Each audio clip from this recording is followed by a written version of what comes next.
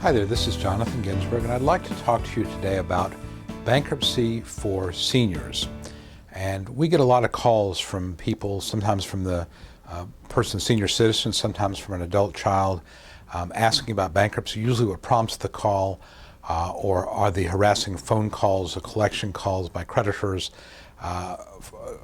to the seniors demanding money that they don't have. And of course, sometimes these the collection phone calls can get very, very aggressive, intrusive demands that post-dated checks be sent or demands of access to bank accounts and so forth. And it can be very frightening and it can be very upsetting to anybody, really, to get these type of calls, but especially to a senior. A lot of my clients who are seniors have never had significant debt problems, never been in this type of situation. All of a sudden, just because of either the lack of cost of living increase or decrease of return on assets, or for whatever reason, they now find themselves in a situation where they don't have the money to pay accrued credit card debt. Sometimes it can be $50,000, $60,000, $70,000 in credit card debt, and they're getting these phone calls. What do? So if you're in that situation, let me kind of give you some ideas about how I approach it. And obviously I'm a bankruptcy lawyer, although I think that bankruptcy certainly is a last resort, and sometimes it's really not necessary. So usually there's two different situations that I see. One is, and the easier one is, if you have no assets, and basically you're living in a rental place, or you have a house but it's completely subject to a mortgage, there's no equity in the house, you have no other source of income other than Social Security. In that case, you're essentially judgment proof. And basically what that means is that the collection lawyer, if they turn it over to a lawyer, they can sue you and they get a judgment against you. They can't do anything with that judgment because a civil judgment from a credit card company cannot go after or cannot attach Social Security money. They cannot levy against a bank account that has only Social Security money in it. They could put a lien on the house, but that lien doesn't do any good if you don't sell the house. And you cannot foreclose on a $5,000 lien. You can't foreclose on a $200,000 house. So if the only situation you've got is that you have no assets, no liquid assets, and all they can do is they can call you, basically what you can do, and I've done this many times, is write what's called a drop-dead letter. And basically what that means is I write the creditor, the collection agency, the credit card company, and say, look, my client is a senior. His or her only source of income is Social Security.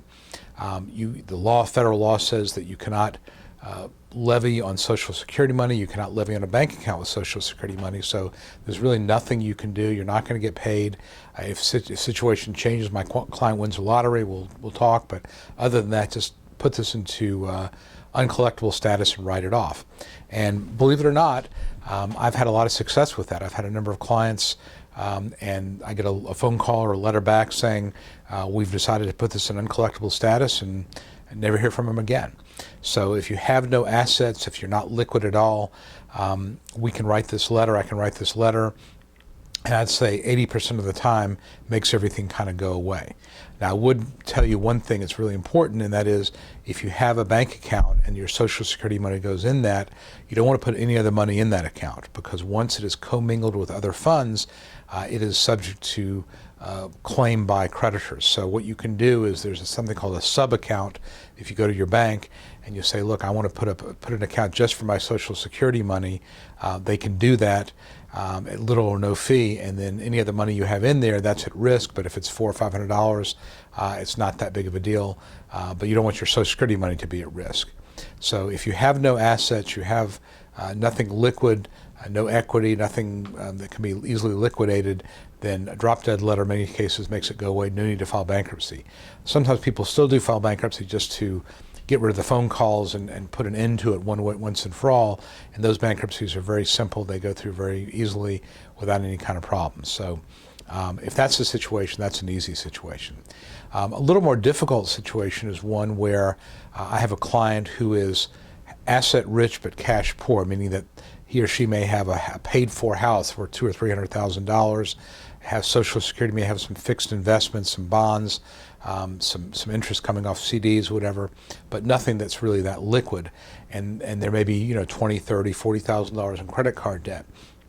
In those situations, bankruptcy is really not going to be appropriate either, because you can file Chapter 7, but you'd lose your assets, and that's not acceptable. Chapter 13 is not going to work because there's really there's no income regular income to fund a Chapter 13 plan.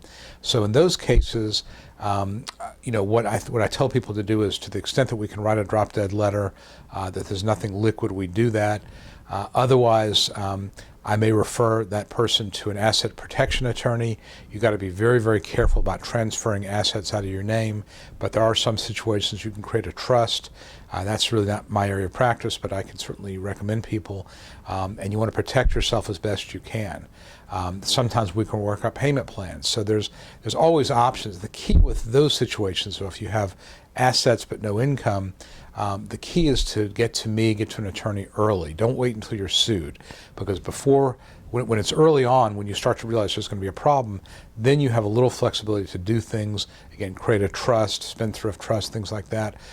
But once a lawsuit's been filed, you have very little time, and you really have very little options as far as what to do. So I would tell you that if you're a senior, you're the caretaker or loved one of a senior who is facing some debt problems or sees some debt problems coming down the road, pick up the phone, call me, call another bankruptcy attorney. Let's talk through the options, so you have an idea of what's out there, what the possibilities are, so that you're not forced to make difficult decisions or give up things quickly without having time to really plan for it. So that's how I approach debt situations with my senior clients.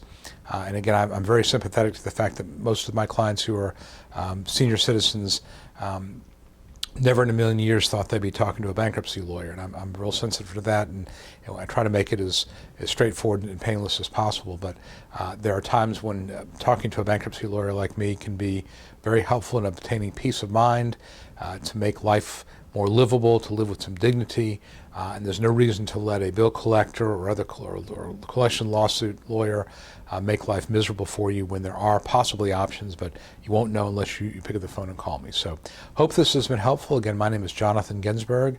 You can reach my office at 770-393-4985, and I'm happy to help you, answer any questions you may have. And until next time, I'll talk to you.